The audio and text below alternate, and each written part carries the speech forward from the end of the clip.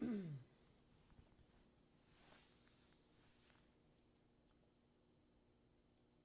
everyone.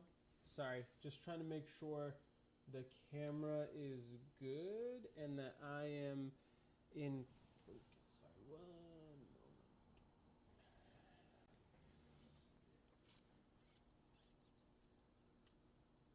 All right, so for those of you guys who don't know me, sorry, one more moment. Here we go.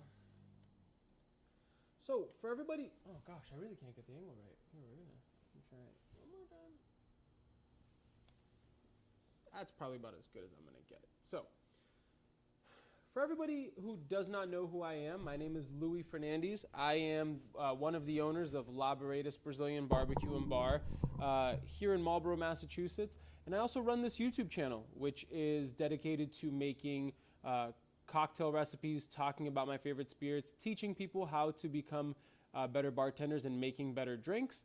And also, I talk about what it's like to own a restaurant and bar. And what a better way than to talk about what it's been like to own a restaurant during a pandemic. I want to make sure that this is working. It keeps telling me that YouTube is having a little bit of an issue here and that I'm getting no data to the stream, which is very strange. Anybody watching, if you can just leave in the comments for me whether or not you can hear me, I would really appreciate that. It says that I'm having poor connection, and I'm not sure how to make it better.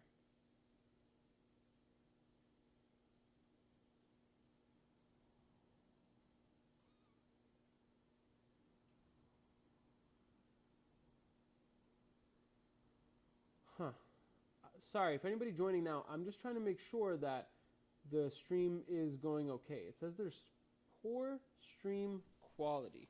Let me try to figure out how to... Jesus.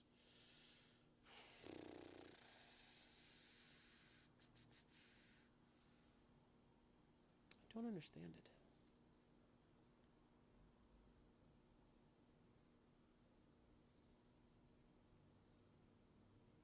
I'm so sorry, guys. I'm not trying to keep you here longer than you need to be.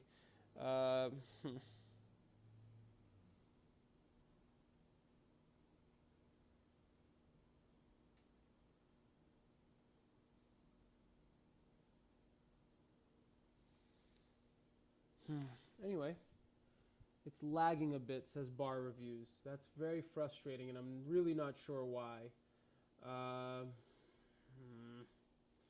It's telling me that everything else is fine.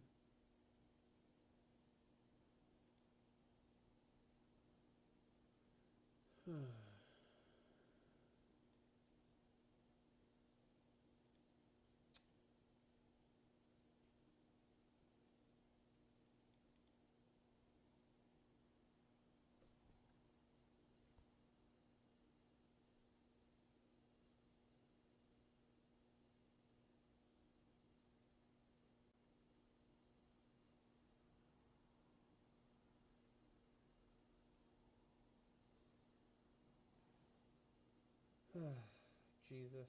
I'm sorry, guys. I just wanted to make sure that the quality was good. The recording looks fine.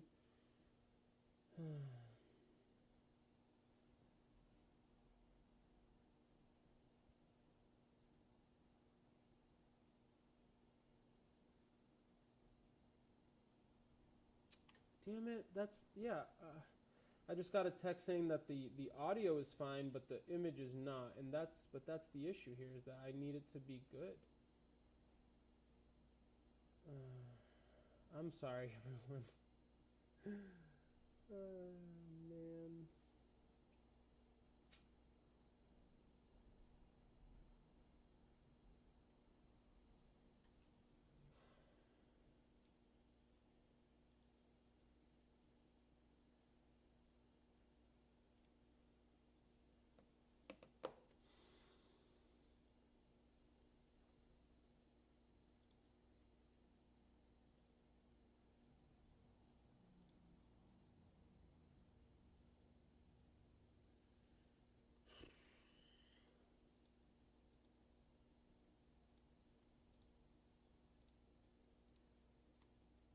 Anyway, I it said it was excellent quality before, and now it's not.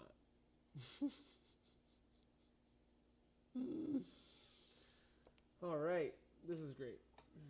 Great way to start. Great way to start. This is awesome. Uh,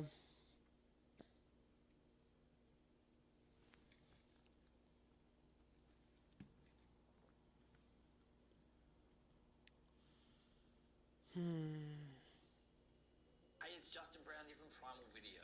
YouTube Live.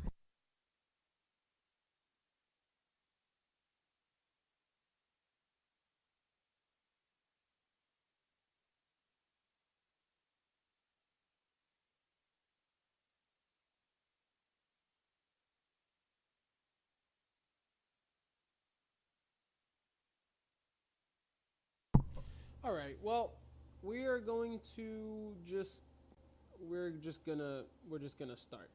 I I really hope that this doesn't get really terrible. If it's still really bad, just let me know, and hopefully, I don't know. Hopefully, it just works out better. All right. Well, basically, um, let's start. I kind of wanted to. The way I wanted to structure this live stream is I had asked the people who follow me on Instagram to ask questions that they had of what it has been like to own a restaurant during a pandemic. But before we get to that, I want to also just kind of walk you guys all through where we started, what everything was like before the pandemic, and try to give you as much context for what it was like for us prior to everything starting. And then that way you kind of have a better idea of where we came from, and that way you can kind of see what we have been dealing with, because I think it might be a little bit different than what a lot of restaurant people are dealing with, but also in the same way, pretty similar. So that way, anybody who is watching live on YouTube, if you do want me to answer any of your questions, leave them in the live chat, because that way I will get to them once we're done talking about the Instagram questions. So basically, just starting at the beginning, my family and I, we took over a existing Brazilian restaurant called Laboreiras Brazilian Barbecue. So it's myself, my mother, my brother-in-law, and my sister. And we took over this restaurant, which had been here for about 15 years as a buffet restaurant. And that is, there was a buffet over on that wall over there, and we had like a meat cutting station. If anybody's been to like a Brazilian buffet, basically you pay by weight. How much meat or food is on your plate then gets weighed, and that's kind of how much you pay. And that was the way the restaurant was when we took it over. Now, my background, or actually all of our backgrounds, had at one point been in restaurants. You know, my mother and my mother and my father used to own a restaurant in Florida. My sister was a bartender and a server at a couple of different restaurants as well. And my brother-in-law used to work in a kitchen of a couple of different restaurants as well. So we all had plenty of experience in the restaurant industry prior to taking over the restaurant. And so that was in August of 2019 when we took over the restaurant. And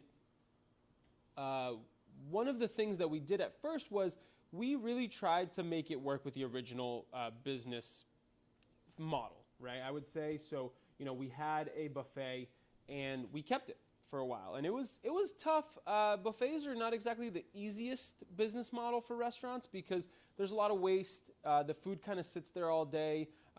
So we weren't super happy with it off the bat, but we didn't really have much of a way of changing it at the moment. So we tried to make it work. We spent about 6 months working with that business model, and we tried to really build up the reputation of the restaurant once again.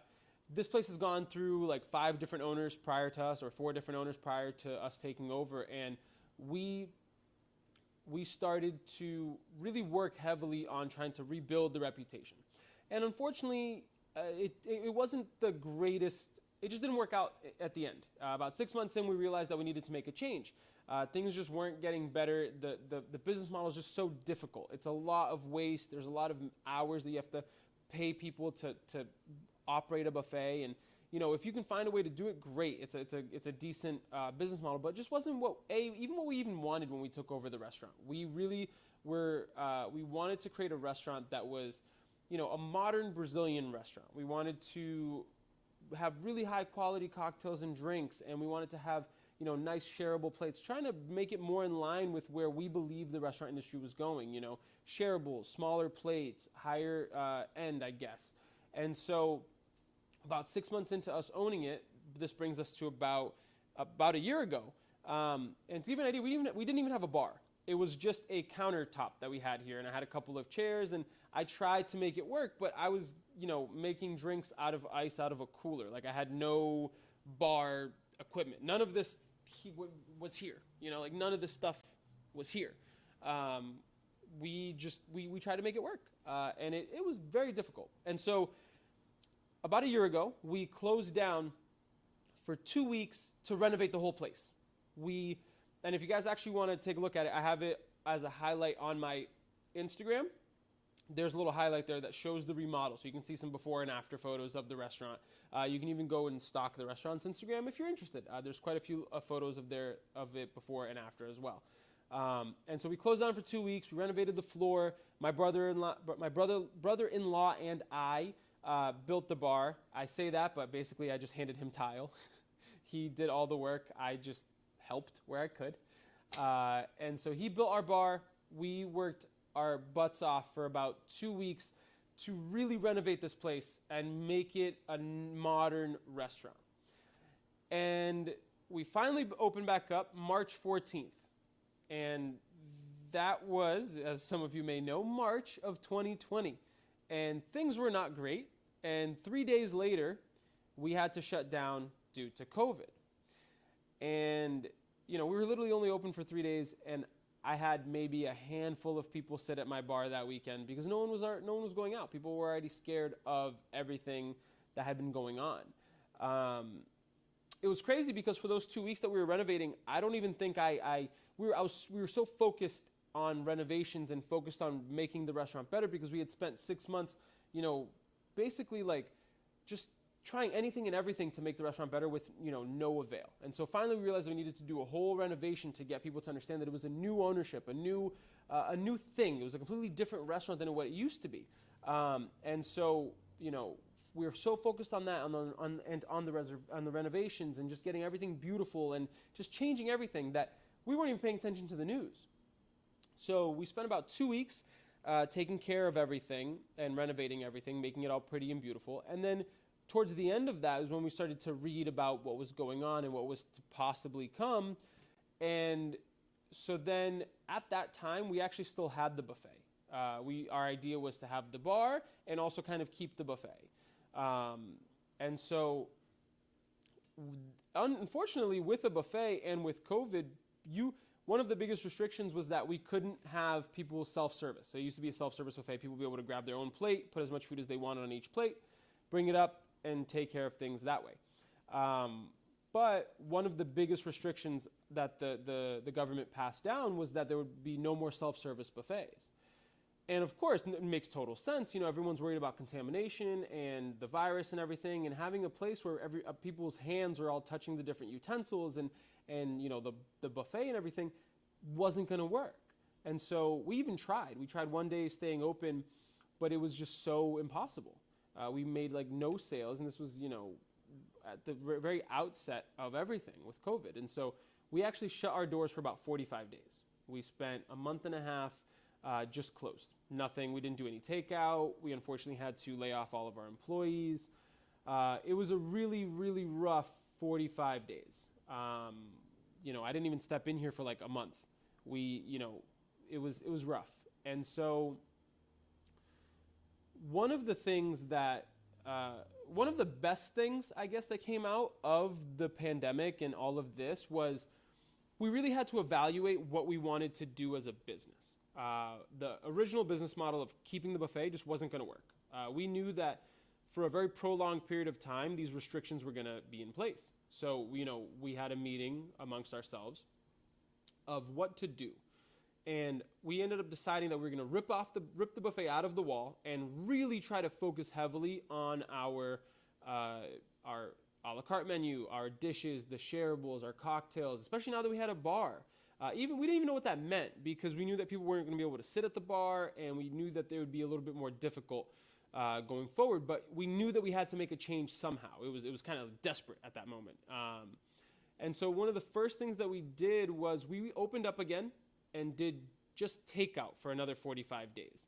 And so that I, with some of my skill set and being able to build websites and graphic design, I ended up adding a ordering online feature to our website where people could, order directly online and come pick up food.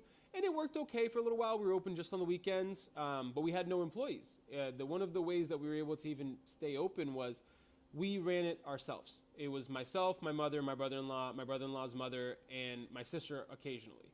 And so we were the only ones in the kitchen. I was running, the front of house. So I would answer the phone. I would bring orders out to people, and it was all curbside pickup and delivery. As anybody who did order food during that time, you probably remember, driving somewhere picking up food if you were in Massachusetts. But yes, we then did that for another 45 days. And then finally, we were given a green light to add a patio outside. And that was hectic because we were approved for a patio, and then within 2 days, we were trying to get it, let me take that back. We were in the plans and working on getting a patio built and figured out, and we basically only had 2 days to do it because we needed to get our restaurant open again and serving people. As a restaurant, that's what we do. The idea is that we attend and serve our guests. And so doing just takeout wasn't going to keep us alive. And this kind of brings me to my first biggest frustration that we dealt with during COVID was the PPP program by the government. That was the government that was meant to help small businesses, which unfortunately did none of that. There was a lot of documented issues with it, but I wanted to share our personal experience. So we had been in contact with our bank about getting a PPP loan. I'm not going to name names because I'm trying to be civil, but they're a bigger bank. And one of the biggest issues with the government rollout of the PPP was that they essentially gave all the power to the banks. And they basically said, here's all this money. You guys decide who to give this money to. And with no real stipulation or any requirements, they were just kind of yeah, have at it. Do whatever you want. So what that ended up happening and what that ended up meaning for small businesses, if you had an account with these banks, was that they picked and chose who they wanted. Within a couple of days, all of the money originally released to the public was gone. And so we never got a PPP loan. And that's not even to count on the actual issues of a PPP loan for restaurants, which the Paycheck Protection Program meant it was only based off of payroll. And since it was basically at the beginning, you weren't even allowed to use it really for your rent. There was a lot of stipulations on it. It was basically just to cover and keep people employed. Now, answer me this. If you're a restaurant that can't serve guests because of all the other restrictions, how are you going to hire and maintain staff? The staff is there to cook for the people, but if there's no people, who are they cooking for? What would they be doing? So it just didn't make sense. And so, long story short, we ended up not even getting the initial PPP loan. And we were just and I called and spoke, and they're oh yeah, you needed to submit this thing and that thing, and it was a bunch of different hurdles and jump through that we thought we did. But the process was not straightforward. There was a lot of hoops to jump through for no reason. And then you start to read news that all of these giant corporations were given millions of dollars through PPP, like the Lakers and Ruth's Christie Steakhouse and Shake Shack. And sure, Shake Shack and the Lakers gave the money back, but you were kind of guilted into doing it. It's but then you have small businesses like mine and many, many others who were unable to get money at the beginning. I have family who also own food establishments. They were in a similar boat through their banks. So this wasn't a one-off. And you can Google it and see that there were a lot of people who were unfortunately treated that way by their bank. And so that was kind of the first big frustration. But back to, trying to get people seated at our restaurant again and being able to actually have regular service. So fast forward, and the state of Massachusetts basically passed a law that allowed any restaurant to kind of have an open air public space for dining. And so we built a little patio right in front of our restaurant, occupying like 3 of our parking spots. And we did it rushed, but it worked out. It looked good. We tried as best as we could to make it look nice, and it was actually pretty nice. And so we were finally able to have people seated at our restaurant, but it was funny because they weren't really allowed inside of our restaurant unless they were going to the restroom. And so we had spent all this time, effort, and money to renovate the restaurant, and no one could sit inside. It was a great irony at the beginning for us. And so then we chugged along with having outdoor seating, which is good. It was great. People started to come in slowly, felt more comfortable sitting outside. There were a lot of changes to our protocols. We have to wipe down every table, every chair once people got up, masks all the time, which for anybody, we're all accustomed to that at this point. But there was a lot more training and a lot more that went into getting our staff ready to do that. All the while trying to scrape by enough to kind of keep operating, while us, the owners, were operating as employees as well. And we still are. So it's we're not like we're in the clear. But so then, we stayed with just the patio for I think another month at that point, and then eventually they allowed for indoor dining as well. And at this point is when, luckily, I'd like to say that we were kind of forced to change with our business concept and get rid of the buffet and really just focus on the quality of our service, the quality of our food, the quality of our drinks. And I think people really started to see that. And that really, really started to be apparent to us as, there were a couple of weekends towards the later part of the summer that, we had a line out the door around the block. We are in a plaza that has ourselves, a liquor store, and a salon, and the salon's the furthest one. And there was a Sunday that we had a line from our door waiting to be seated both indoor and outdoor all the way around. And so it was really weird to kind of have this split happening where it was we were busy on some days, but then everything else was just crazy and hectic because of all of these things with COVID. And we actually were okay for a while. There were a couple of months where business was good. We did all right. We were surviving. Still no help from the government. Really, we did get a grant from the city that we're in, which was amazing. It helped us put our patio out front because if it weren't for them, it would be incredible. It was very expensive. We had to get these big steel blocks to kind of barricade off our patio because technically where we are is off of a major highway, even though it's just a road in my opinion, but I digress. It was actually very frustrating because of the bureaucracy of local town governments also didn't make it easy to get this patio approved. I could stay here for an hour and talk about my frustrations with the town, but luckily, they were doing what they can. There are a lot of restaurants in town dealing with the same things. I just wish they were a little bit more understanding of the situation that we found ourselves in. Restaurants need people to survive. We employ so many people, and as an industry, the restaurant industry was the hardest hit by the pandemic. And yet it seemed like people in the city hall were just dragging their feet on a lot of different things that they could have easily passed and helped us out on, but they cited issues of safety and different things, but quite frankly, they did take longer to respond on certain things, and it was a headache, long story short. Eventually, we did get everything squared away, had our patio, things worked out. And then cases had been pretty low in the summer, so people were happy and excited to go out, and as fall came around, we slowly started to, slow down our service outside and focus a little bit more on indoor dining. And then as kind of winter started, I'm putting us at November, we closed our patio 100% and we were just focused on indoor seating. All the while, no one sat at my bar. We have not had seating at this bar yet, and it's been built for a year. We just had table service, which is fine because as the manager and only bartender, for me to be able to take care of guests at my bar would have been nearly impossible while also managing and making drinks for the dining room.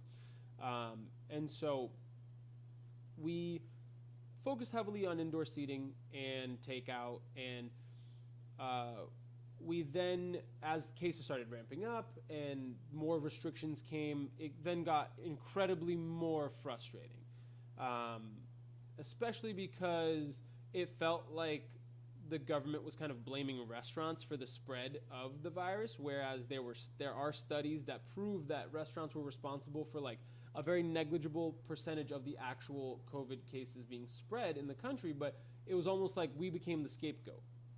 And in December, we were reduced down to 25% capacity and a curfew that was just, I still don't understand why. I still don't understand why a curfew was ever put in place. But that was one of the hardest moments for us because almost all of our business comes later at night. You know, like on Friday nights, our business really starts around like 8 or 9. The curfew put in place, we had to have everyone out by 9:30, and so we closed at 9 because people still need to finish, you know, whatever they had left at their tables. So that basically erased our Friday night, our Thursday night, and we were already working on reduced hours. And I'll be honest with you, working at 25% capacity in any restaurant when you have to pay, you know, your rent, your utilities, your employees, it's nearly impossible. And so, you know, it was a rough month and a half, almost 2 months while that was in place. And then, unfortunately, myself and I got COVID, and so I was home for about 2 weeks, and that was also rough. It was not fun. The virus is just really not great. I know everyone reacts differently to it, but it was very rough for me. And then, you know, we were able to keep going, and recently the curfew got removed, and the capacity just got taken away as well. And now we have says that we're essentially allowed 100% capacity as long as all tables are still 6 feet apart and 6 people to a table, which still means that our capacity is essentially at 50% because we can't fit any more tables in here. And that's kind of just like a very quick rundown of what it's been like to run this restaurant.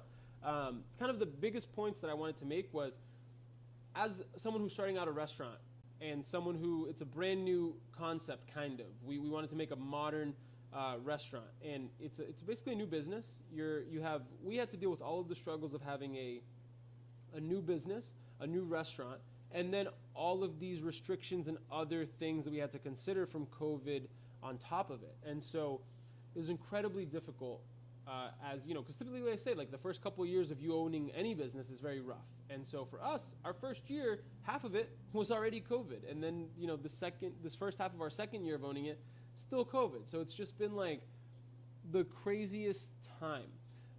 I do want to get more in depth about things, and so I ask anybody who's watching right now to ask me your questions in the chat.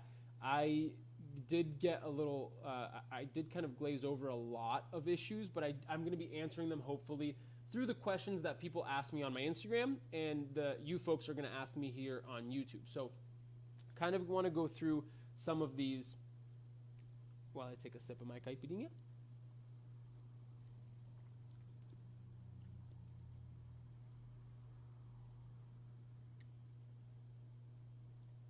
Oh, they're not loading. One moment, friends. Sorry. We're going to get to them, I promise.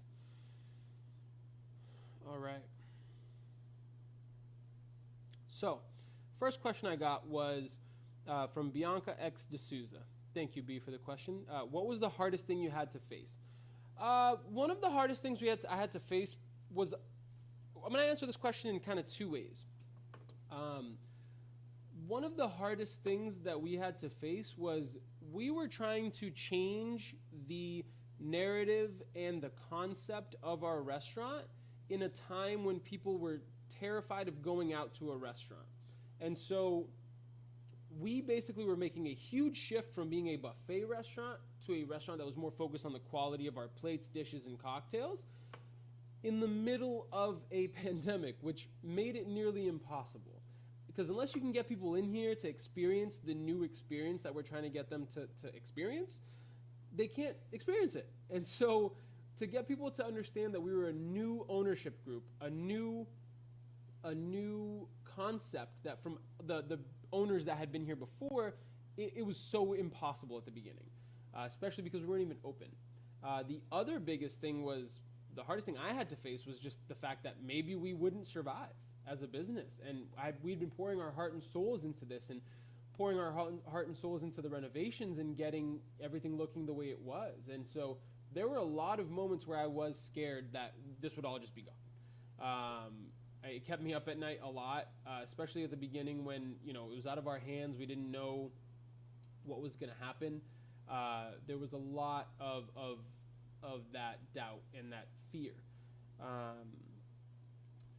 Nikita Saray asks, has there been any positives from the pandemic? Yes. So this is something that I really, really, really wanted to talk about, because it's felt like a lot of negativity and negativeness over the last year. And recently I've been trying to be more optimistic and think about all the good things that have happened. And I have a group of friends of mine. They're, I'll consider them good friends. They come into the restaurant every 2 weeks, usually. Sometimes they come in more often, sometimes they come every week. But one of the things one of my friends said to me was, man, I really want to thank you. And I was like, oh, thank me for what? Like, thank you guys for coming into the restaurant. Like, you guys are here all the time. Like, I love seeing you guys here. I get to chat with you, especially because my social life is the restaurant at this point, because A, it's a pandemic, and B, I'm here all the time. So unless people come into the restaurant, I don't see them that often. And so he's like, no, I want to thank you because this is also my social life. He goes, because of the pandemic and everything going on, you guys do a good job here so much. Like, the food is great. You guys take such good care of the cleanliness of the restaurant. And every time we come in here, it feels like family. And if it wasn't for this restaurant, like, I don't know, like, I don't know what I would be doing. Like, this has been providing me a lot of joy. And that to me, like, profoundly, like, spoke to me. Because at the end of the day, one of the reasons I love the restaurant industry is people. I think that in this world that we live in, that's getting ever more divided by, whatever you want to call it. People are, glued to their phones. Especially now that people are working from home, people don't really have a reason to interact with people with different ideas and different ideologies. Like, you can just stay in your own little bubble and not interact with other people. But one of the things that I love about restaurants is that it's a place to come and be together. You can sit at a table right next to someone that speaks a different language than you, is from a different country than you, and there's beauty to that. And to me, providing a spot where people can come and have a good time is awesome. The fact that he said that to me, like, I'm not making this up. And it genuinely spoke to me, because I was like, well, damn, I've been so focused on, like, all of the negative things and on how hard everything's been and all of the different trials and tribulations that we've had, yet there was this beautiful thing that we were able to do by just operating during a pandemic, because the COVID has ruined the restaurant industry on a huge level. So many restaurants have closed as a result. Like, I drive home, I see 3 different restaurants that are no longer open. And that, from what I've seen, is even worse outside of Massachusetts and has affected people all across the country. And so really have to count my blessings that we were able to survive up until this point and be able to still provide a level of service that I genuinely did not think we'd be able to provide.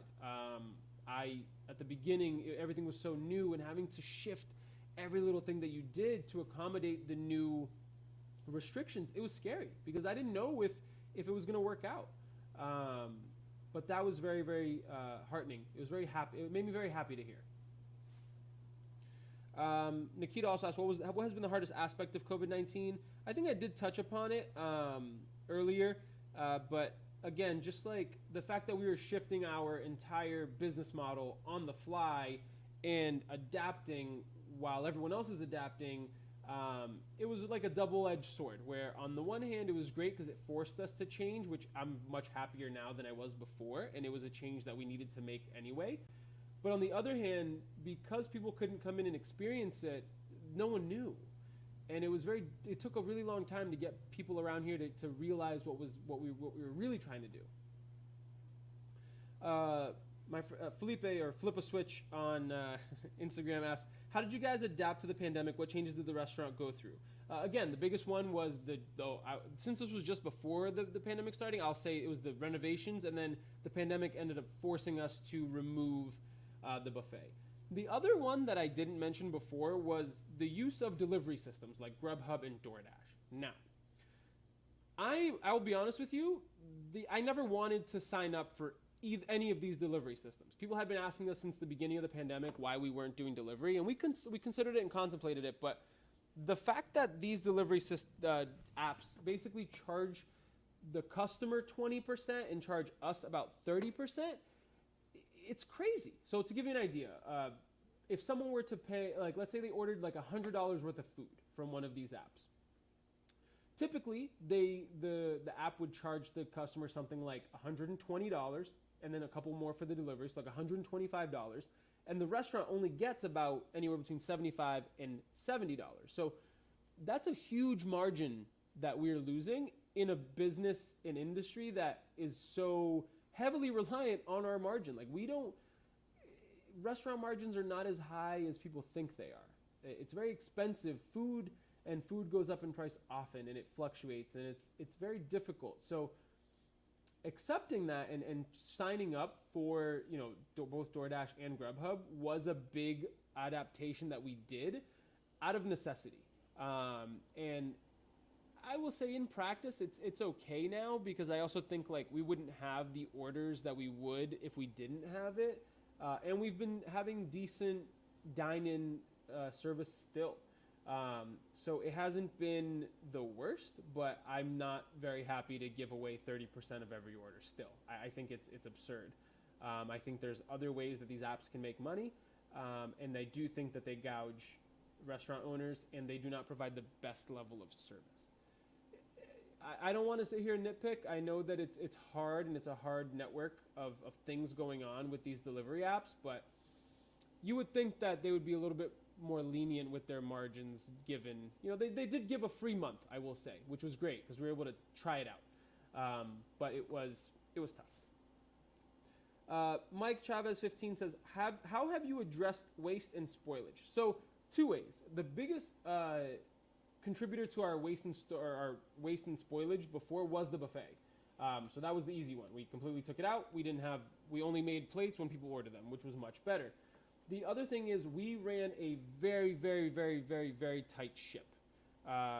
Myself, I ran the bar in front of house management. My mother and brother-in-law ran the kitchen, and they were the cooks for many, many months. So we didn't have to pay employees for a while. We were just running it on, bare bones. And so we were able to basically take a microscope to everything that we did and made sure that we were cutting out anything that wasn't absolutely necessary for that day and moment in time. And so that was one of the other ways that we did address waste and spoilage. Paracupa93 asks, how do you handle the financial hardships that comes with the pandemic? So I've touched upon this earlier with the fact that we didn't actually receive a PPP loan during the first round or the second round. But one of the biggest ways was just cutting down costs. One of the biggest ways was putting a microscope under everything and asking, do we need that right now? Where can we cut costs? How can we manage and survive in the best way possible? We had some savings and had some help from family, friends, and family a little bit. It wasn't much in the grand scheme of things, but it was plenty to get us going and keep us alive and surviving. But other than that, it was putting a microscope to everything and being and putting everything under scrutiny to make sure that everything that we were buying and using was necessary and that we weren't, having any extra expenses that we didn't need. And that came from reducing our staff down, making sure that, we were working super long hours. I'm still working super long hours myself. Yeah, that's kind of how we handled financial hardships. Alex Theme 9 asks, what are you doing since it started? I kind of went over that, so I'm not going to readdress it. And then he also asks, how does it impact you? It impacted me very heavily. This past year has been one of the toughest for me personally and in a business sense. I have many more gray hairs than I thought I would at this age of 27. But it's been very, very tough on my mental health. It's been tough on my family's mental health and work-life balance and just trying to be there for the people that we need to be there for. It's been very difficult. Hopefully things are slowly starting to get better because it was absolutely insane. Jordana asks, what habits, practices do you hope stay around? Sorry, I'm just trying to read the whole question. What habits, practices you hope stay around post-pandemic? One of the things that I would not mind seeing is the use of masks more publicly. So if you ever, when I found this out, I thought it was very fascinating. With that, in certain Asian countries, they'll just wear masks whenever they're feeling cold or sick. And they'll just, public transport, people are wearing masks. And if they're out in public, they're wearing masks if they don't feel sick or if they don't want to get contaminated by other people. I think if that became more commonplace in our culture, I'm all for it. I mean, I'm not sitting here, you don't have to wear a mask every single day. But if you're feeling sick or something like that, I just hope people are more conscious of their impact on other people. But, I have my reservations that that'll happen.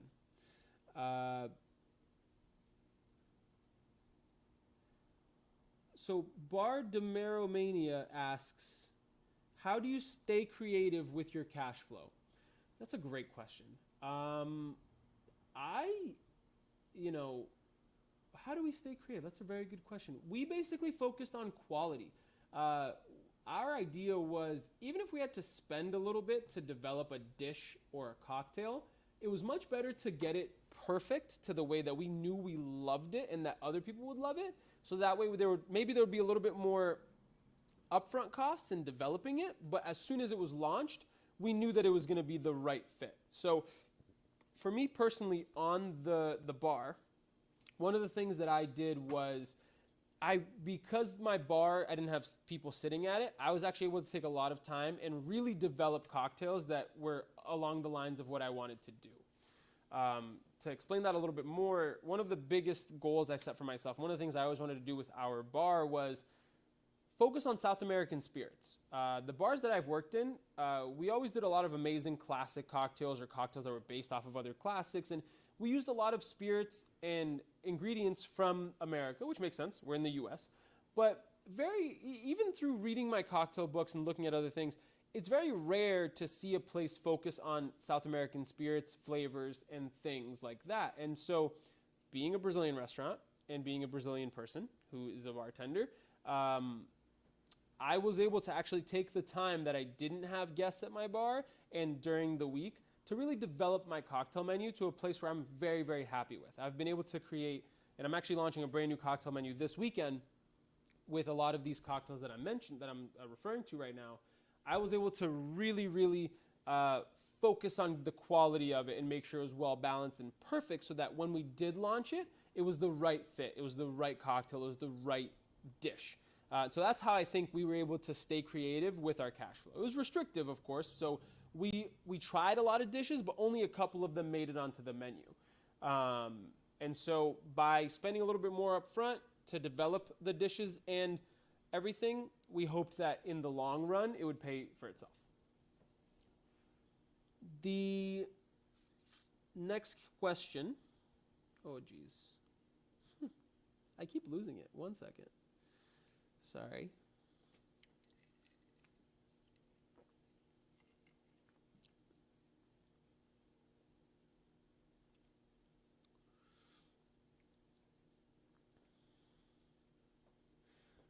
Not Gabriel asks, is there anything you've learned that no one else is talking about, i.e. industry secrets?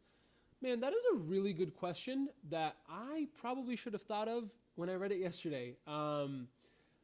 Is there anything you've learned that no one else is talking about, i.e. industry secrets?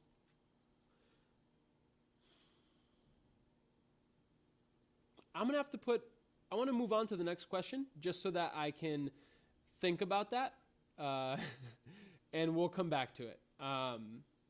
Next question comes from Yongo79, and he says, with the transition to online presence, how do you sell/keep in theme with your product? I'm assuming, and I'm going to answer it in this way, I'm assuming he means with the transition to more online with everything, how do you transition and adapt with your product/business? Well, you guys are all on my YouTube currently. And if you go over to the side here and look at my profile and other things that I've done, since August of last year, I've been posting about 1 to 2 videos every single week. yes, it's crazy. Yes, it's insane because while trying to run a restaurant full time during a pandemic, I've also been creating content full time for my YouTube channel. Because, like he kind of alluded to, the world is moving to an online. How do I say it? Like it's moving all online, right? Retail has just accelerated by 4 years what they thought retail would do in like 4 years, they did in one with online sales during the pandemic. Amazon exploded, all of these online retailers exploded, and it's basically just continuing a trend that we've been seeing over the last couple of years of everything going online. So one of the things I always thought of and knew deep down is that is the case. And there is a way for a brick and mortar business like mine to be online. And that, I believe, is through the content that I'm making. You know, I make content for the restaurant as well, not as much as I do for my personal channel, but the hope of creating a personal channel where I'm teaching people how to make cocktails, how to be a better, make better drinks, talk about my favorite spirits and what it's like to own a restaurant and bar. My hope is that helps provide the online presence that my business needs. I would never, ever, ever have started making content the way I have been since August if I didn't think it would immediately impact my business.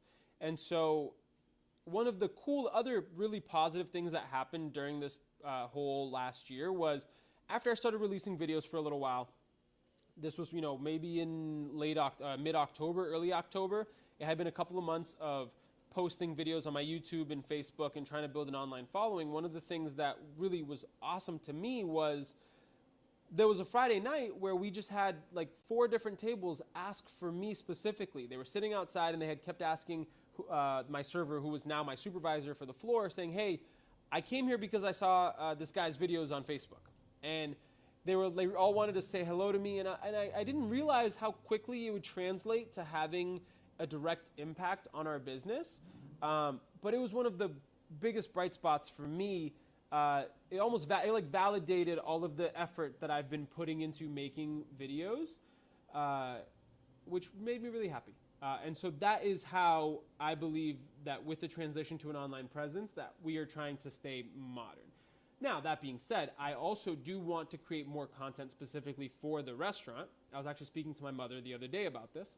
I want to showcase a little bit more about the food side of the restaurant, and I don't know what that's going to mean going forward, but it's something that I do want to do outside of like my personal channel and social media platforms. I want to do more stuff for the restaurant itself. Jujubinha Capetinha asks, have you been able to keep stress of running a business during these crazy times separate from your personal life? Absolutely not. It's been very, very difficult. The stress of running a restaurant under normal times is already very high. It is very difficult to deal with people in normal times, and even more so during a pandemic. So no, I have not been able to keep the stress out of my personal life. And I apologize to my beautiful partner, Sarah, because I've put her through a lot over the last year. And it's just been very difficult. Sorry, guys, I'm going to have to break out the Portuguese, and I'll translate after. Kalu Girardi asks, Louis, já pensou em montar curso online de drinks brasileiros para público americano? Basically, her question is, Louis, have you ever thought of building an online course teaching Brazilian drinks to the American public? Yes, I have. I am doing it right now on my YouTube channel. I have done a lot of videos on how to make a caipirinha. You can find that on my channel. I have taught other Brazilian cocktails on this channel, and I've even taught more cachaça cocktails. I post a ton of videos about South American spirits and cocktails that use those South American spirits. So yes, I have. Sim, eu tenho. Tenho meu curso online já. Caro K1995 asks, what's your favorite drink that you've come up with during the pandemic? That's a very good one. There was a Monday that I came in here. We're closed Monday through Wednesday. And I came in here on a Monday to kind of get ready for the week. And I just started playing with 2 different kinds of cachaça. And I was like, I want to make a tiki-style cocktail using a blend of cachaças, and I just want to make something cool, different, awesome, and it's a cocktail called the Headhunter. It has 2 different kinds of cachaça. It uses Novo Fogo's Colibri, which is an Amburana aged cachaça, and Yaguara Ouro, coconut milk, mango, cinnamon, lime, passion fruit. It is out of this world delicious. I'm so excited to get it on the menu this upcoming weekend because I've been working and waiting for it for a while. I developed it many, many months ago, and it's officially going on the menu this weekend. And I just realized as we're talking that I did not email the correct order to my rep, so I apologize. I need to send him an email to make sure I can get in this item that I need. I need banana liqueur for tomorrow. Can I add a case of Giffards Banana do Brazil?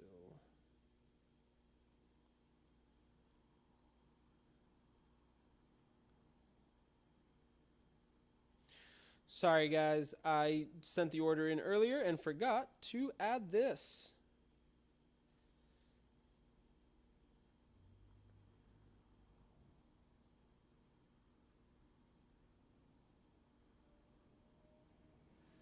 All right. Cool. Awesome. Sorry. Now, back to questions. Caro K 1995 asks, has it been harder to source all the ingredients you need for your meals? Actually, yeah. There was a period last summer when the price of meat skyrocketed in America. We're a Brazilian barbecue place. We work pretty much solely with the highest quality meat we can find. And for about a month, our distributor just didn't have any because they were focused on providing what they had to their larger accounts. So one of the biggest struggles for us is that not only could we not find the specific cut of meat, which is called picanha, there's no real translation to it in the U.S. In the English, but what we used to pay about $4 a pound for skyrocketed to about $8 a pound. So that really was hard on us, and I actually had to go to a bunch of different places looking for meat almost every weekend for like a month because it was so expensive. There was none available. And that was as a result of the outbreaks at the meat factories that it's actually been very, very rough. If anybody wants to look into it, it's been pretty messed up what's been going on at meat processing plants in the U.S. with the pandemic. Look it up. I don't want to get political and don't want to get into it, but it's been really messed up. What ended up the impact it had on me was we had to raise our prices, and people were pissed that we had to raise our prices. And it's like, if I'm paying now double what I was paying before, I can't continue to provide you with that meal for the same price. And so there are a lot of hard conversations about trying to, do we raise the price a little bit? Do we take a hit on it? When is this price going to go back down? So that was actually one of a huge frustration for us, was sourcing the meat during the biggest part of the outbreak last year. That it was like nearly impossible. It was very, very rough. And then Caro K 1995 also asks, takeout is great, but do you miss people enjoying your food in front of you? I do, but we have been serving folks at our for dine-in since about May of last year, at least outside. I do miss having the outdoor patio, which we will hopefully have in a couple of weeks, and I do miss being a real bartender. I've been a bartender on the internet, and I made drinks for my dining room, but I haven't had anyone sit at my bar forever, really. I had a couple people sit at it the first weekend we were open, but I have not really been a bartender in maybe 2 years, which is a little strange because I make drinks online, and it's like I'm a bartender, but... And then I do kind of want to backtrack because one of the hardest aspects of COVID, and I forgot to mention this before, and I don't know why, was dealing with people. Now, this is kind of going back and answering Nikita's question from earlier, which was, has there been, what has been the hardest aspect of COVID? I'm going to have to change my answer a little bit, and dealing with people has really been the hardest part about this. We're a people-centric business. We deal with people. That's literally the only reason restaurants exist. Like, that is our whole sole purpose in existence, is to provide a service to people. Now, when the government passes down certain rules, regulations, stipulations that are outside of our control, and people don't seem to get that, and it's as if I'm the bad guy, that was one of the hardest parts. To give you an idea, by law, in Massachusetts and in many, many states, you are not allowed to enter a public place without a mask. Can't tell you how many times people try to walk in without a mask. It's daily, till today. every time we have to ask people, you need to put a mask on before you come in. And I have to basically be treating certain people like toddlers. You're not allowed to have a mask off while you're walking in the dining room. You're not really allowed to go see other tables. And it's like, I get that we're a restaurant in a community and people know each other, but it's like, I don't know what world people live on. And then when people give us crap for trying to adhere to the laws and rules and just do our jobs. We weren't allowed to operate for a while. And then when we were allowed to operate, it was under very strict circumstances, which is masks, social distance, cleanliness on a crazy level. And so we are doing all of that, but then people just straight up disrespect us, the laws and the rules, and it's just so frustrating. And people get angry, and they've gotten angry with us, and they've yelled at us. And there was a night that, this was back when we were allowed to have up to 10 people at a table. We had a party come in, and like, oh, it's going to be 8 of us. Great, 8 people. Put some tables together, we'll figure it out. And then slowly, another friend trickles in, another friend trickles in. They're already at 10, and we're like, okay, like trying to keep an eye on it, telling them, no, like this is pretty much the max, like can't do anything more than that. And the entire time telling them, put your mask on, you can't get up without a mask, and having to literally be treating all of these people like children. All of a sudden, their party of 8 that grew to 10 became 14. And then we were super busy. And I'm trying to run around. And this kind of ties in the other hardest part was that as the months went by, we slowly started to build our customer base back up, and we started being pretty busy almost every single weekend. One of the hardest things was that we couldn't hire, because how do you hire someone knowing that like in a week you'd have to shut down again, and you'd spend all that time training that person and getting them ready to work, but you might not have them in a week or two. And so that put us in a couple of rough spots in a couple of weeks where we were busier than what we could handle. But as a business, you're like, well, we're adhering to all of the social distance and everything, but all of our tables were full, and that was tough having such a small, inexperienced and young staff. But luckily we were able to kind of overcome that. This day that I'm talking about was probably the worst day, where it was so stupidly busy. I had a chain of tickets from my bar printer that was from above my head down to the floor. That's how busy we were. I couldn't even be a manager that day to come basically go yell at these people who were trying to get 14 people to sit at a table. So they give me a ton of crap, they give my supervisor a ton of crap, and they just didn't get it. And they were getting mad and angry at us as if I made these laws, as if I didn't want people in my restaurant. And it's what I don't understand. It's do you really think that given my choice, I would want to be with so many restrictions and everybody telling people no? If I could, I'd have everybody in here. You kidding me? That's what the restaurant's for, but we can't. It's a pandemic. It's a global pandemic. And it's crazy to me because there are some people who are ultra respectful, ultra amazing guests who focus so much on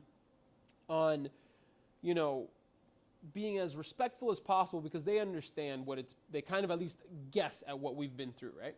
But on the other hand, you have people who do not give a crap about you or the stuff that's going on. They just want to live their lives regardless of what's going on in the rest of the world. And it's admirable in a way, but at the same time, there are laws you have to follow. And I actually had to threaten these people that I was going to call the police if they didn't figure it out. And it's eventually they settled down, went back to just 10 people and their friends left. But it was just and I wish that was a one-off incident. I wish. But over the last year, the amount of people that I've had to give a stern talking to, and it baffles me so much that it's where have you been? Do you not realize what people are going through? I don't know. That's just my rant on what was one of the hardest aspects and continues to actually be one of the hardest aspects. People they just hear, they half hear the news and then they just assume certain things. But I digress. Let's get back to these questions so we can finish up. Alan Arujo, what's up, Al? He asks, what were the positives, if any, you have found while running a restaurant during this time? One of the, again, I talked about how we were able to actually shift our entire business model to one that we were much happier with.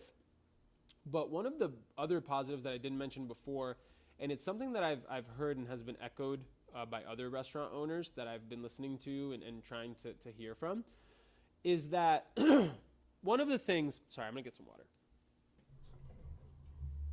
Been drinking caipirinha, it's not exactly hydrating.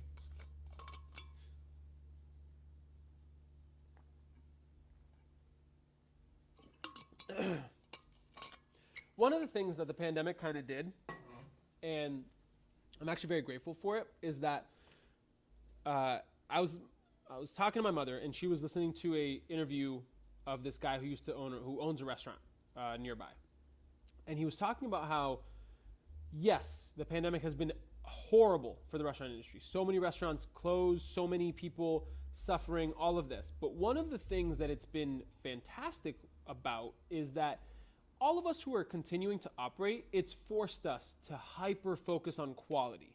So we would not have the business that we had if we weren't so focused on making sure that our dishes were the best, that everything was running in tip-top shape in the kitchen, on the floor. We have been maniacal in focusing on the quality of our product. And that's something that, I'm going to go back and answer Gabe's question, which is funny because it's Alan's brother. He asks, is there anything you learned that no one else is really talking about? And I haven't really heard anyone else talk about this outside of our space. But I believe that the pandemic really has forced people to focus so heavily on their quality. And I think one of the reasons that it comes down to is that in financial, troubling times, people don't stop spending money. People choose where they spend their money more carefully. And, one of the things that I think makes for an interesting thought experiment is it's one of the craziest times, but if you can focus heavily on your quality and bettering your product, you can still do okay. I'm not saying we're not doing great, to be honest with you.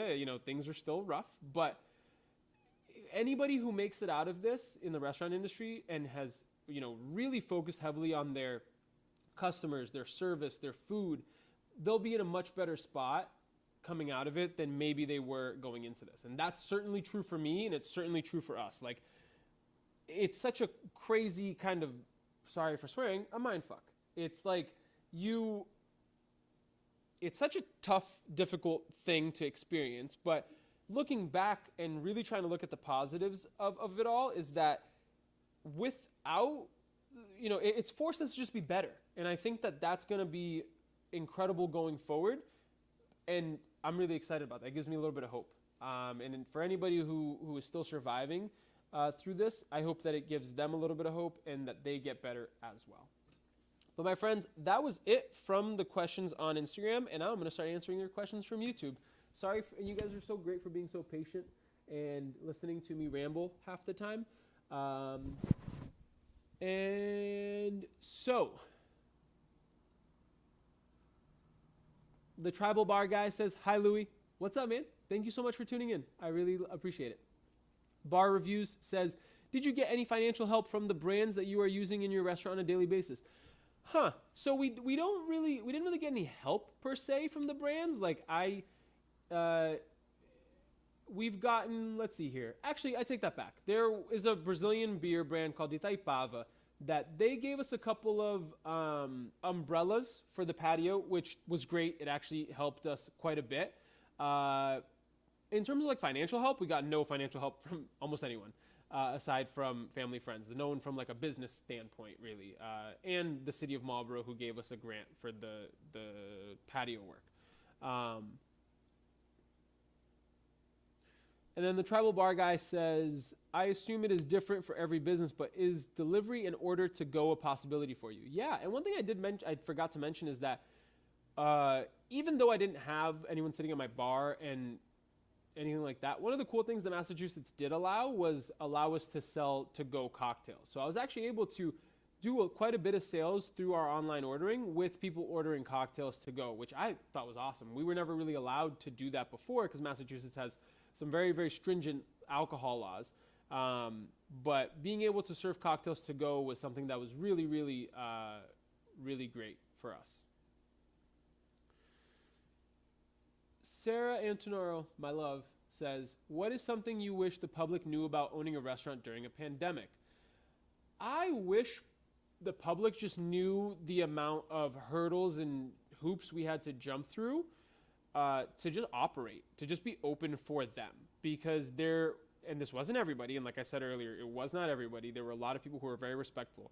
But there were a lot of people who just had no respect for us and for the laws and for anything like that. And so I just wish people knew the kind of BS that we had to deal with just to open and operate. You know what I mean? Like just to,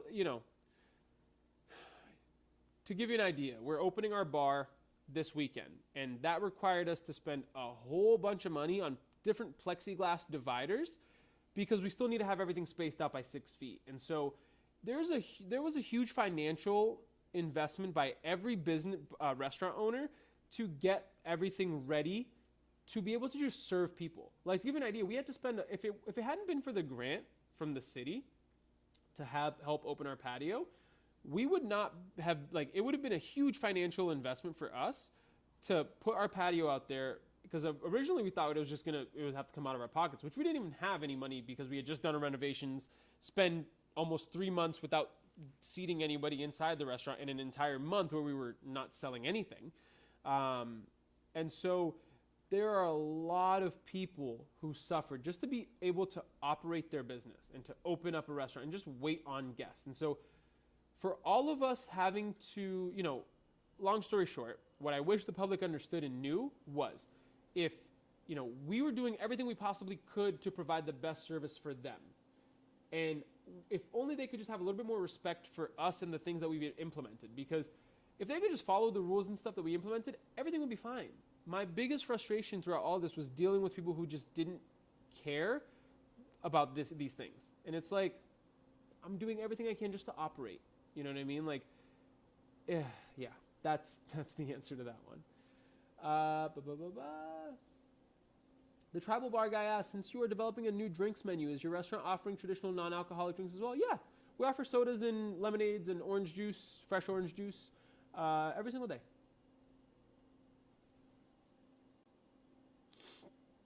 The Bar Reviews asks, are you taking a salary now? A very tiny one, but yeah, because I gotta pay my bills and eat, so yes. And he also asks, what happened with the staff that was laid off? Are you planning on hiring them again when things will come back to normal? So we laid them off for about a month and a half. And then we brought some of them back right after that. And then we ended up bringing everybody else back about a month later. So we've actually been fully staffed since last summer. When things got difficult in the winter, we did have a couple of staff leave on their own choosing. But we are now hiring once again.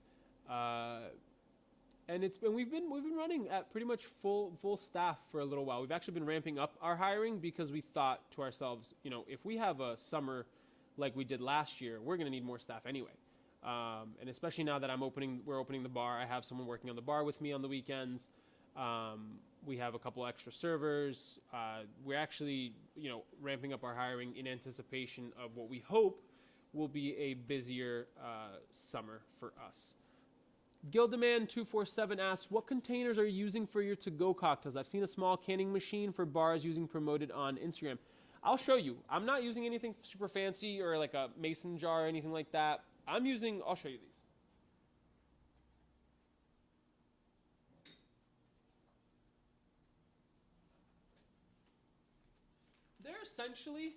They're basically essentially like a, think of like a Capri Sun. It's just like a big old Capri Sun bag. Like you can fill it with whatever you want. We do alcohol and cocktails. But it basically looks like a big juice pouch, like a Capri Sun or a Kool-Aid thing. But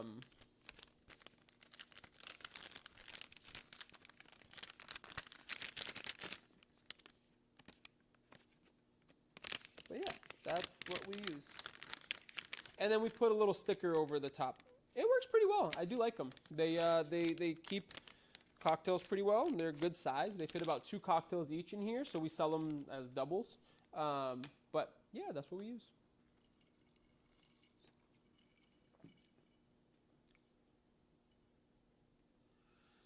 Knowing that your bar reviews asks, knowing that your place is going through troubled waters, has the overall tips increased from the guests? Again, this comes back to the same thing. For some guests, it has, and for some guests, they could not care less that we're in a pandemic, which, you know, to each their own. People do what they do. And it's been divided. Again, right along the same lines of folks who are respectful and folks who just don't care at all. Kind of right down the middle, unfortunately. And then Bar Reviews also asks, how much time do you think you will need for your business to recoup the money that you have lost in the time that you had the restaurant closed? Honestly, man, I'm not sure. I don't know. It's been, you know, now that we've been having relatively consistent sales. Like our sales numbers have been about the same every week, which has been great because it's consistent, which is kind of what a restaurant needs. The fluctuation at the beginning is the issue, is that if one week you have good sales and then another week you don't, it's so tough. And we even experienced this here in February, because while our business was doing okay, relatively speaking, we had random snowstorms being in Massachusetts that basically wiped out a couple of weekends for us. So hopefully now that the snow is all gone, thank God, I hope to God, I got to knock on wood for that, that there's no more snow, and that, you know, these restrictions start to get lifted, hopefully soon, in the next couple of years. I sure hope so. That's my guess anyway. And then Gliderman 247 says, haha, spiked Capri Sun. Exactly. It's exactly what I envisioned the first time.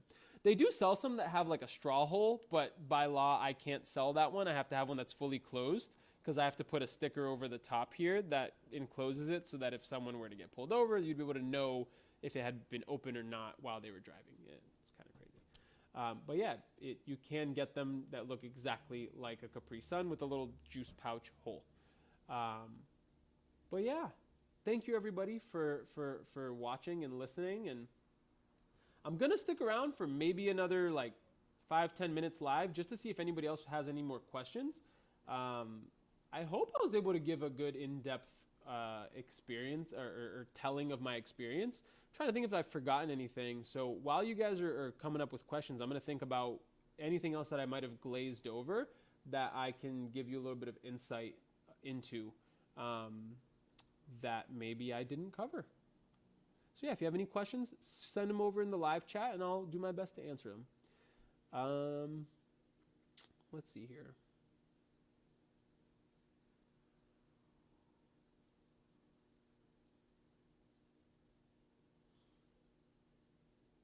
Bar Review says, cool, thanks. It's almost midnight in Romania. Thanks, Louis. All the best. Wow, you're watching from Romania. My friend, you are the man.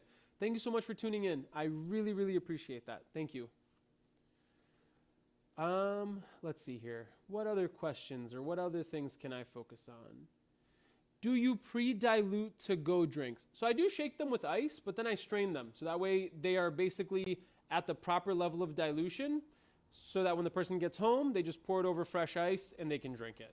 I do make a complete cocktail. That way, if anybody just wants to drink straight from this, they can.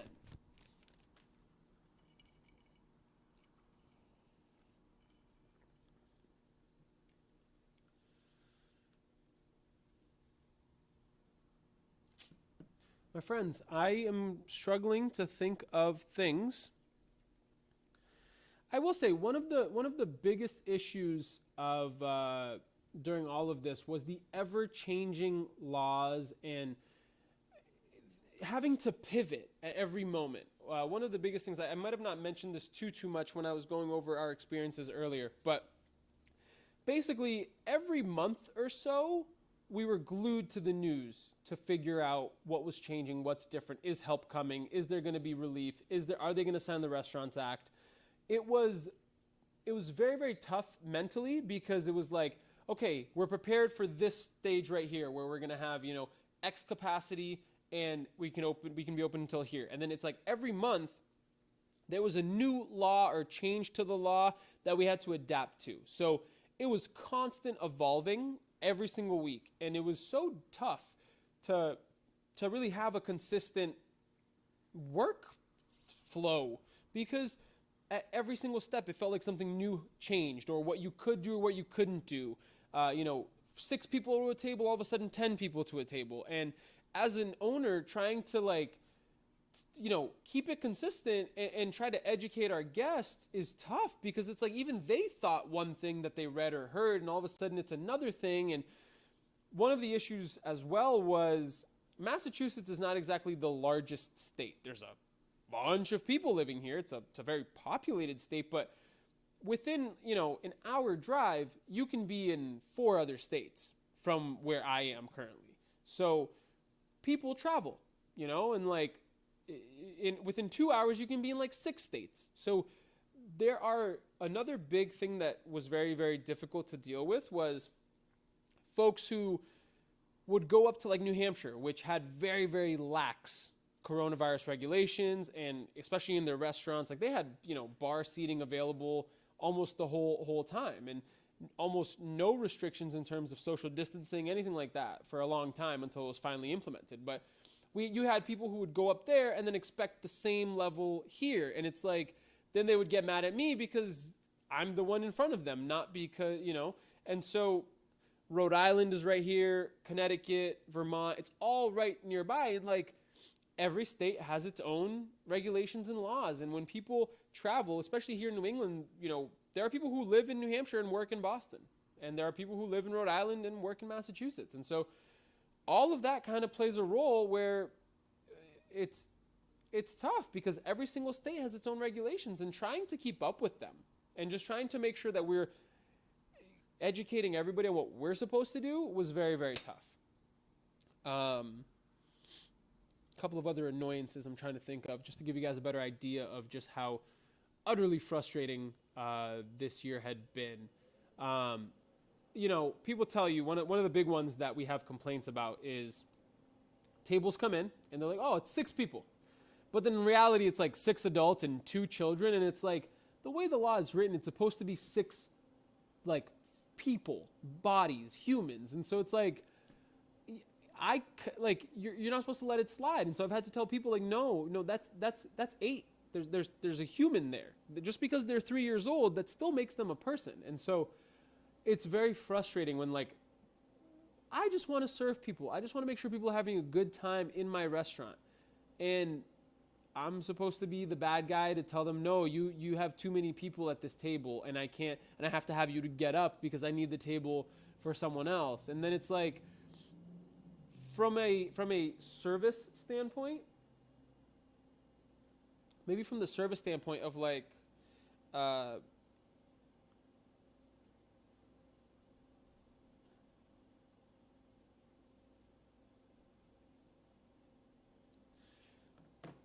sorry, I just got a great idea from my beautiful partner who sent me a text telling me a great thing to talk about, which I will after this. But basically what I was talking about is in the service industry, the idea is to provide good service. It's something that I strive to do, and it's something that I love to do.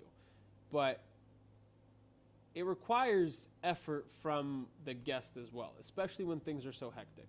I lost my train of thought. I'm sorry. But let's move on to this other thing, which is very, very interesting. One of the toughest days was the day that we closed down and we had no date to reopen. So this was about a year ago when we had no idea. Think about it this way. You have an entire kitchen full of food ready to reopen your restaurant, which had been closed for 2 weeks. So much stuff in stock, meat, all of this stuff. That was going to go bad because we had no idea how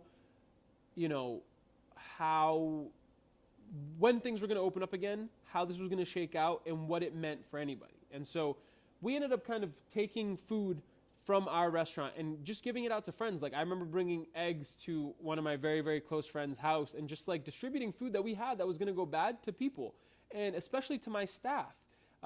We told everybody in our staff, we were like, hey, take whatever you need. This food is here, and we didn't know, and there was no help coming for a lot of people. So, and this was before any talk of a stimulus check, and we were basically telling them that they had no jobs, but the least we could do was to give them the food that they could take home. And one of the biggest issues that I don't think enough people talk about is that, oh man, this really pisses me off. The restaurant industry is, the employees of the restaurant industry, there is a large number of immigrants and illegal immigrants. And whatever your thoughts on that are, that is irrelevant. Just know that the people who make and serve you food, a good portion of them are either from another country or they're illegal immigrants. And that means that any help the government gave out, they got none of it. And my mother works for a nonprofit. She is the director of a nonprofit in a city that borders us, and it's called the Brazilian American Center. And for a good portion of the early pandemic times, they were giving out food baskets to families in need. There are, thousands and thousands and thousands of families in this country who are here illegally looking for a better life. And a lot of them work in the restaurant industry. And one of the hardest things for me as an owner that really, really, really frustrated me was having to close down, especially because I knew that, some of the people that work for us weren't going to have, help from the government. And that is the same across the board in a lot of other restaurants and places like that. So, that is something that's very tough. And I wish more people focused and talked about that. I genuinely do. Because people are still people. And whether or not you agree with their choices or whatever it is, they're here. They're living here. They have families to feed. They have mouths to feed. And it was really, that really weighed a lot on me. Yeah, I think that is, it was one of the most impactful things for me during all of this. And thankfully, we're open again. I have my staff employed. We are in a much better spot today than we were a year ago. And, it's been one hell of a ride. It has been a crazy, crazy time. It has been, it has maybe aged me more years than I ever thought I would. I feel much older today than I did a year ago. But I also feel much more experienced and a lot more hopeful than I did a year ago. I do want to thank you all for watching, whether you're watching this after this is after I've gone live and you're catching up on this after, or if you've accompanied throughout, or if you just send me a question on Instagram. I genuinely appreciate it.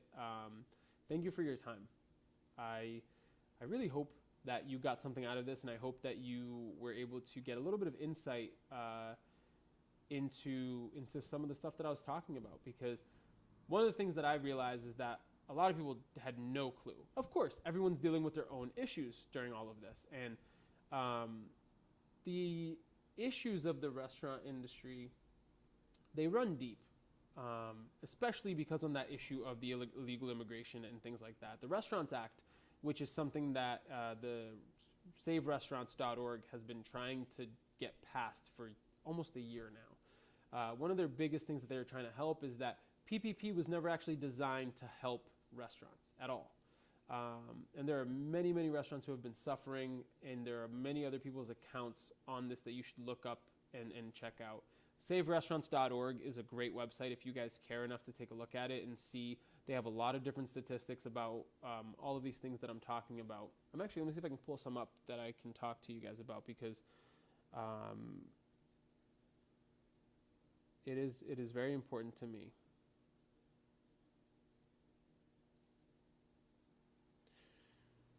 Let me just see one moment, sorry.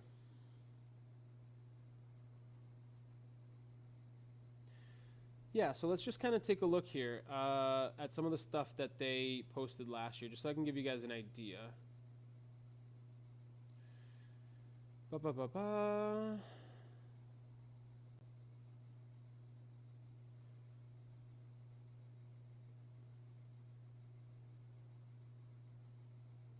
Sorry, friends. I'm just trying to...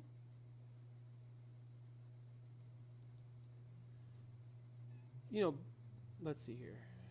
Yeah, so one of the stats that they, posted independent restaurants, they directly employ 11 million people and indirectly employ millions more through a vast supply chain.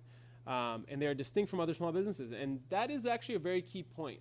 One of the things that I found out shortly after all of this happened is I really felt the weight of how interconnected our food and service industry is. So when you think of a restaurant, that restaurant also indirectly helps keep in business so many other businesses. They all rely on each other. It's a whole network. So to give you an idea, you have food distributors. Think companies like Cisco or places like Restaurant Depot, which they sell food for restaurants to then sell you. That one's easy to understand. That's just a direct link. They sell food, you sell food. That you then take that raw food, make it, and then you sell it to your guests. Then you also have things like breweries and distilleries. And through a lot of good friends and knowing a lot of people in the beer industry, breweries suffered mightily as well. The fact that a lot of draft beer I know one specific brewery had to dump a literal ton of beer because it was going to go bad. We lost several kegs when we closed down for that first initial month, and we only started buying beer maybe like 6 months later because it just we weren't selling it. And you can't really buy beers in kegs because they go bad after a certain time. And so breweries were affected. Food distributors were affected. Distilleries were affected. And then it's such a large chain of events of people who were directly impacted by all of the closures that it was much wider reaching than anyone really understood. It wasn't just the local restaurants or the big restaurants. There's a whole ecosystem that supports itself built around this. And people say, and I believe it, that restaurants are the heart of a community, and communities suffered because of it. Anyway, my friends, I think that I know I keep saying I think it's enough, and I keep rambling on about more and more stuff. I just keep thinking of more stuff to talk about. But I do want to thank you all for tuning in. I am going to go at this point because it's been an hour and a half, and anybody watching this, I'm sure you're bored. I do appreciate it. I appreciate you all for sitting in and listening. And I really hope that you'll check out some more of my content. I make videos every single week. I am trying to grow this channel. I'm trying to get it to at least 1,000 subscribers very, very soon. And I hope to keep growing it past that point. I really appreciate you all for listening and watching, and wherever you are in the world, I hope you're doing okay, and I hope your family is safe, and I hope you're safe, and yeah, thank you so much for listening. I really appreciate it.